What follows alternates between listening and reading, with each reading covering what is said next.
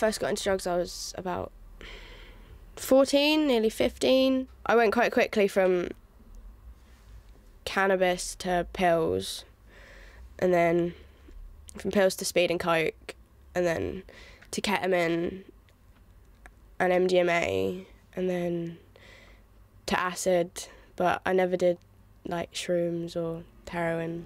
Just, no.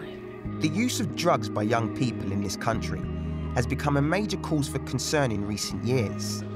This is especially true for the nation's schools, who are in the front line when it comes to coping with the effects of substance misuse by their pupils. Around 20% of adolescents say they have used drugs recently, mainly cannabis.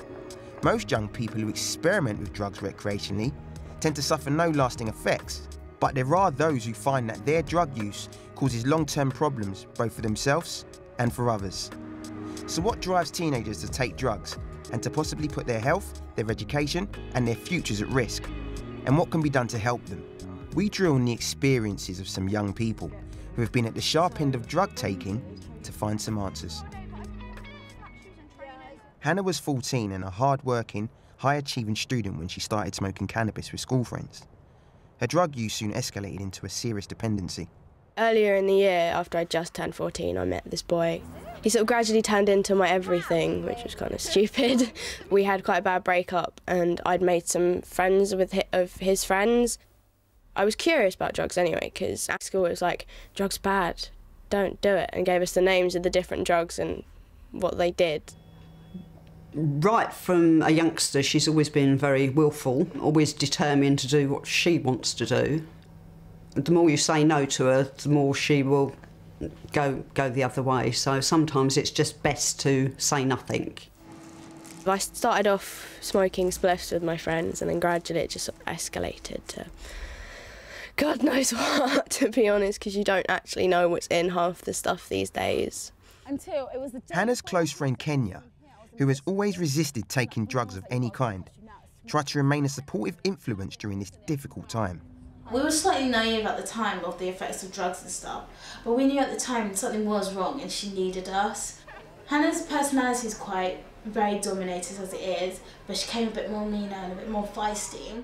Most people were quite scared of me for how I looked, but also my attitude. One minute I could just be like the happiest thing in the world, and then the next I could be angry and screaming at someone from across the room because they'd done something to annoy me. I started truanting like almost instantly when I started year 10, and it went on for about 6 months and they just didn't notice. I think one of the reasons I didn't get caught is because I still did my work and got all my grades. Even if a student is probably the best student in the year, if they're taking drugs, then it is affecting their work. Eventually I got pulled into the welfare officer's office and they were like, right, you're signing this contract, and if you truant again, your mum's going to have to go to court and might have to pay a fine or go to jail. And I was like, well, fine, and just signed it. But I'm a teenager, I don't have that many great ideas, do I? Well, occasionally, now and then. Yeah, I first became fully aware of the drugs when I received a phone call from the school. Up to that point, I had my suspicions, but actually had no proof. It was quite horrific to think, oh, my daughter, you know, into drugs. What's going on?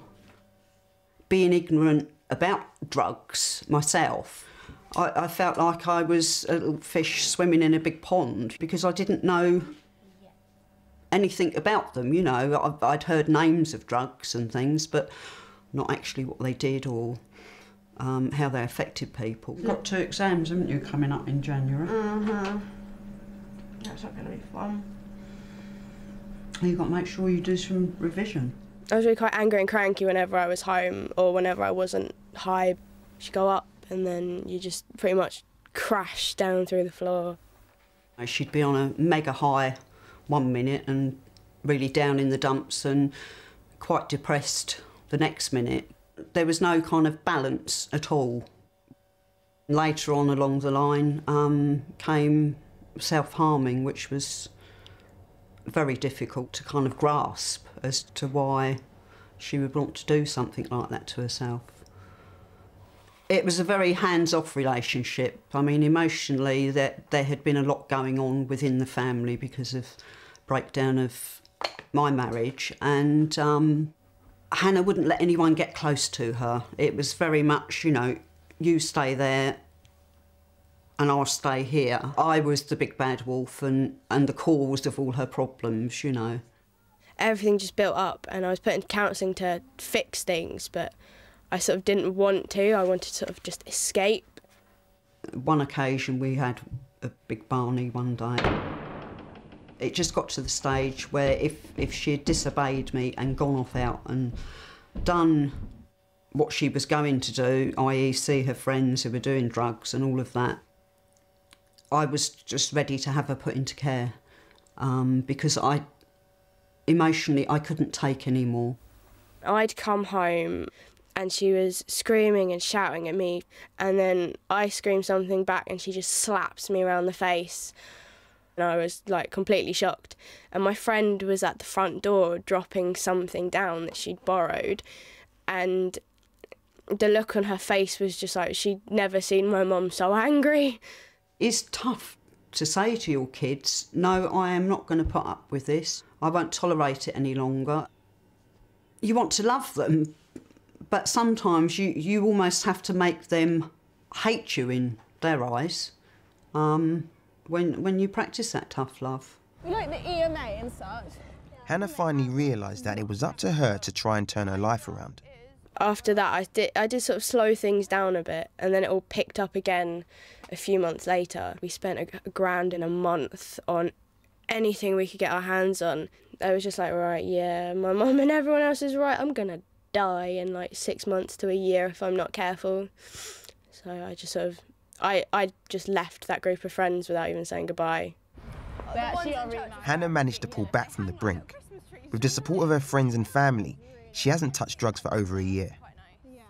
It was an easy decision to make, but it was quite tricky to actually do because I was getting sort of withdrawal symptoms from the different things I took, because I took quite a lot of it, so my body just got used to it.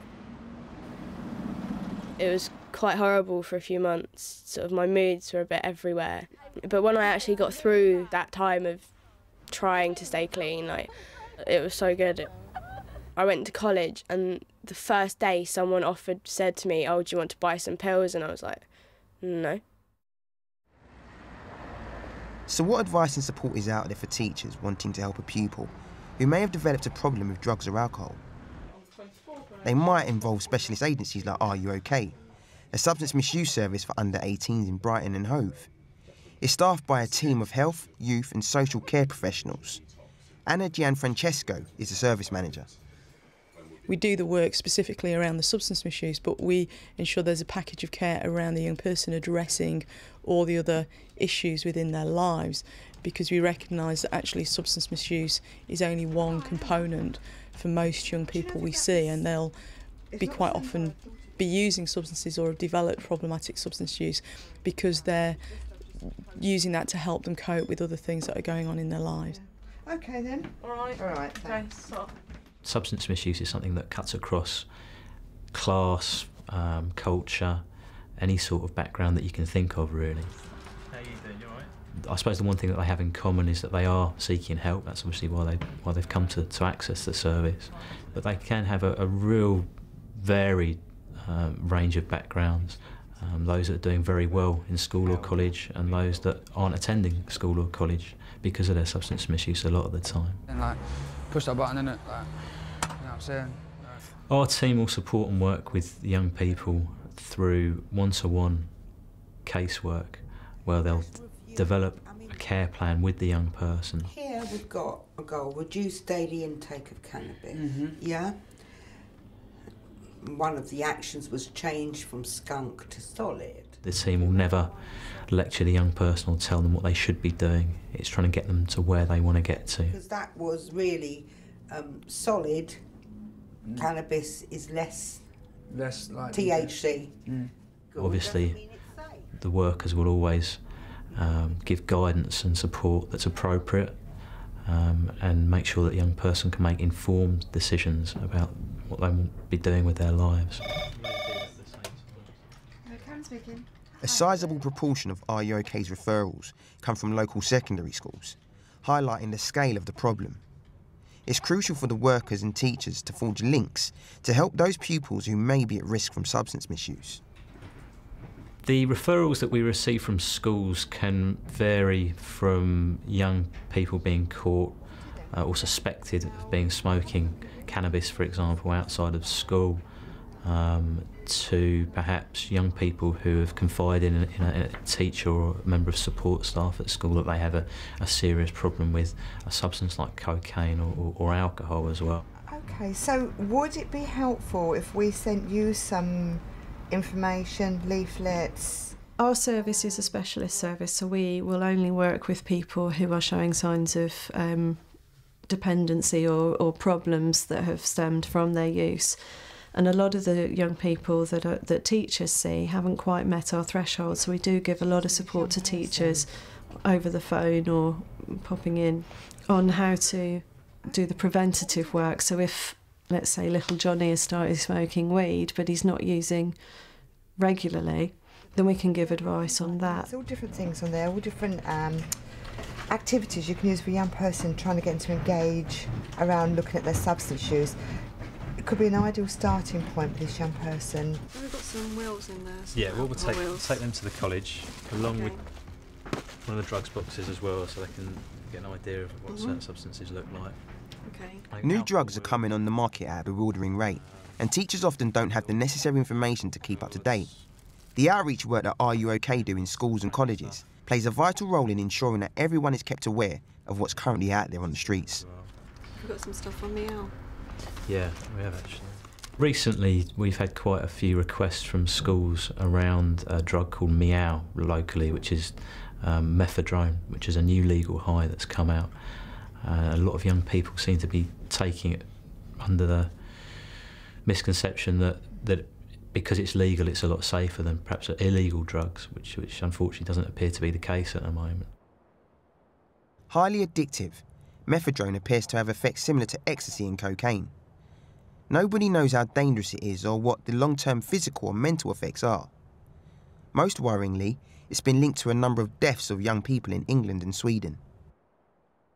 So there's been a lot of requests from schools and colleges to go in and deliver some sessions around that particular substance. And we've been going in to deliver training to staff as well, to sort of clue them up and bring them up to speed with mephedrone and other legal highs, because it's an ever-changing sort of landscape really, and I'm sure there'll be something new that will come along shortly as well. Substance misuse agencies recognise how difficult it is for teachers to broach the subjects of drug taking. Research suggests that schools who communicate and discuss the issue in an open way with their pupils have a greater chance of success when it comes to helping them resist the pressure to experiment with drugs.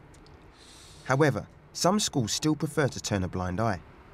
I smoked a spliff in front of one of my teachers on one of the fields by our school and didn't even say anything, didn't even notice. And I used to roll my joints really, really fat, like filled with weed, and so it was, you could clearly smell it, but he said nothing. He just stood there and spoke to me while I sat there and smoked it.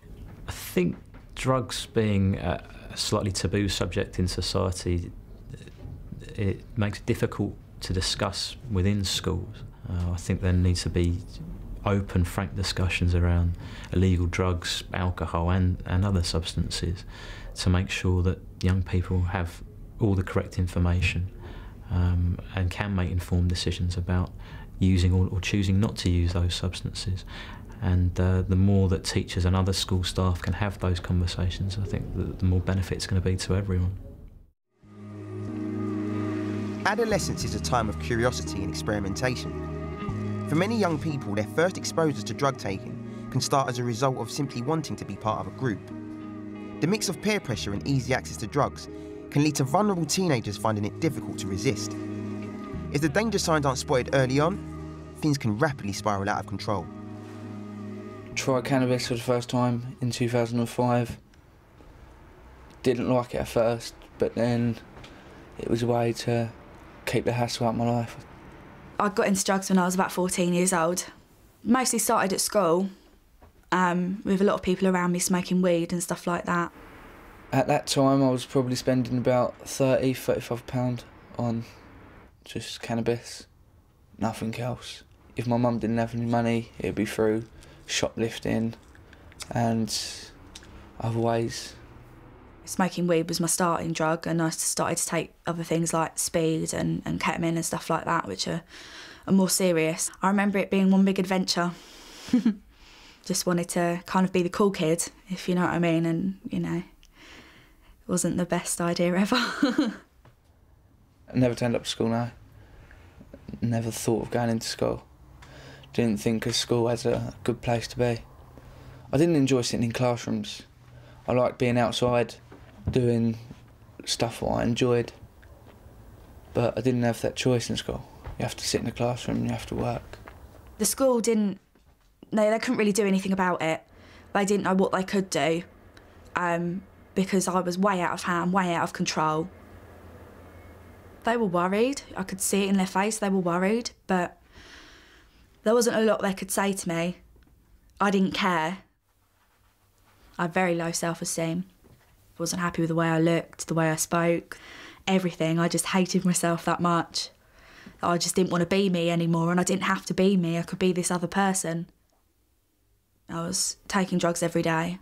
I wanted to forget what was going on at home and what I had to go home to. Which is like a war zone, really. It made my mental health a lot worse. It made my self-esteem a lot worse than what it was to even start with. I then became, no other way to describe it, a monster. I was just not a very nice person to be around or to hang around with. I was a violent person, nasty, thief. I just wanted to see how far I could get until I got into serious trouble. And obviously I did. I spent a lot of time out, living in doorways and stuff like that. I was more out than I was at home then because my mum was starting to get really angry with me. Made the wrong choices, made wrong friends, didn't stay in school, got kicked out of 4 schools, and then just went all hectic from there, I suppose. Living on the streets was scary. There was a lot of bad people out there that, wanted to take advantage of a 15-year-old girl.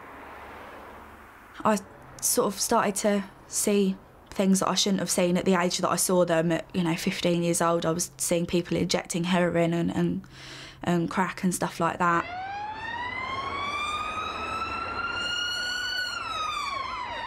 Got quite bad, getting arrested quite a few times. I was taking cannabis resin. I did pills at the time as well, doing speed bombs at one point as well. The rock bottom was when I was living in a doorway in the centre of Brighton, living out of one bag, and it was snowing. And there was just me, my friend, 2 cans of beer, and we were cold. We were cold and we were frightened. It wasn't fun anymore. And all I wanted to do was go home. But my mum, she was afraid of me. Let's put it bluntly, she was afraid of me by the end. I lost everything. I lost my house, I lost my mum, I lost my friends. Just everything you could possibly lose. I mean, you even lose your dignity because you just don't have any dignity left. Some of my mates went to prison, and one of my mates died in a car accident, in a stolen car accident. That's when I really thought about changing. Hi Nikki. Hiya, how are you? I'm alright, thanks, how are you? Nikki's battle with her addictions was hugely aided by the special rapport she developed with her worker Lucy. Is it freezing today? I met Nikki probably about 1.5 years ago, and at that time Nikki was using quite heavily, and she was a very different person to the one I know today. And we clicked, we got on really well. I can't put my finger on what it is that made us get on so well, but I mean, Nikki is a really vibrant young woman. She's really easy to talk to, she's really reflective, and she engages really well with worksheets and just exploring how she's feeling. And she's also very good at telling me when we're getting too close. So Nikki kind of told me what I needed to do, and that is the ideal situation, really, when she knows what she needs and I can come in and kind of shape it around those needs. You said that if you're mean when you're drinking, and you're going to drink on your 18th, so how are you going to make sure that you don't become mean then? What's the difference? Well, then I was drinking excessively. Okay. To the point where, you know, walking down the road was a problem. She listened. I think she listened to, you know, it was a lot to do with me feeling really down because of the stuff that had happened, and, you know, not wanting to feel that way, not wanting to feel down because I didn't like it. You know, sort of talking out all of my problems before even beginning to think about, you know, staying off of drugs. It was sort of dealing with the underlying problems first that would then lead on to staying off of drugs and alcohol. Well, I was going to drink, you know, them stupid little teenagery alco pop things. I was going to drink those. That's brilliant. For me, it's just really important to find out what the young person wants. And sometimes I can be sitting with feelings of, oh my God, what you're doing is so dangerous. I want you to stop. But if I express that, then they're not going to be interested anymore because that's not their goal.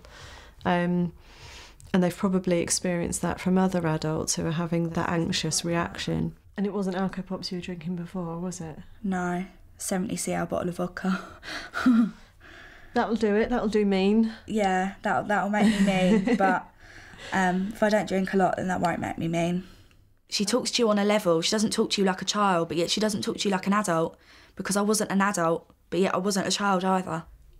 How do you think you'll feel once you've stopped? Part of the route is trying to establish what it is that they don't like about their use, what it is that they do like, and see how we can change it so that they're getting what they like from it, from safer things or safer ways of using, and remove the things that they don't like about it.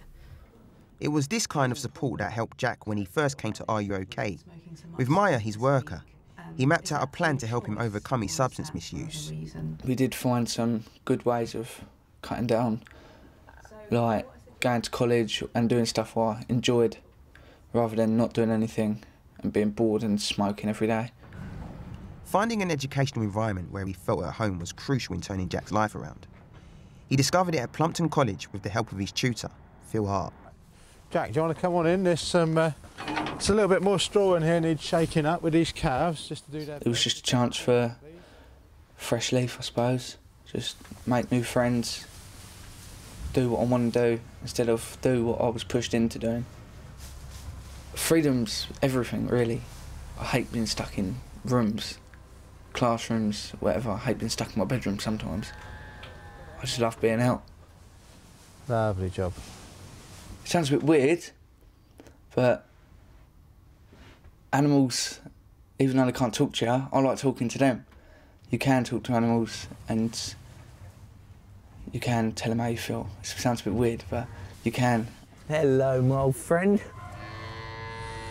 Right, Jack, in here, these are the dry cows. These are all expecting to calve. Staff have been very helpful, especially my tutor.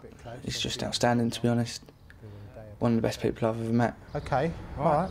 That's fine. I guess the obvious success, the one that a lot of people want us to have, is abstinence, but that's not necessarily what the young people want. So success for me is when someone is either stopped or is using in the safest way possible. I'd like to have a little look at the... You know, a significant number of the young people that we see will have reduced or changed the way they're using their drugs to be using in a more safe way, or have stopped. I think it's very hard to take credit to say that the service has done that, because obviously the young person has done it, and it's the work that the young person does. And generally when a young person comes to the service, it's because they're making the choice to change. But I think what we do is support them in making that change and enable them to see that what their hope and dreams for the futures are, they can achieve. We know when people don't need us anymore, because they tell us, you know, they say, I'm out of space now where I feel I can manage this on my own, and that is, you know, that's a great moment because they're independent, they're in control, and it means I've done my job well because they feel equipped with the the skills and the tools to manage any crises that may come up. I hope I'm out of it. I hope I'm out of drugs. I hope I'm out of spending money on illegal substances. And that's one way I'll stop doing stupid things. It feels amazing to be drug and alcohol free. Stupid things like watching the sun come up after not seeing it for, 18 months, 2 years, not seeing it, not knowing it, just things like that.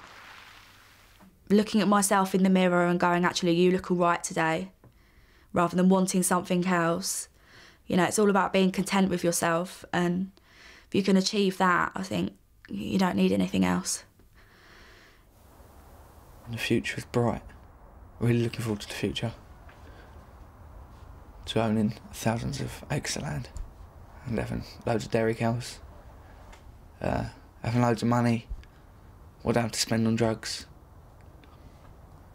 And being free, having freedom. We know that if we say to a young person, you shouldn't take, don't do it, actually they're not going to listen. But if we can give young people safe messages, talk to them about keeping themselves safe, helping them think about planning their night out, helping them feel that they've got the confidence to say no to their friends and they don't have to say yes because of peer pressure.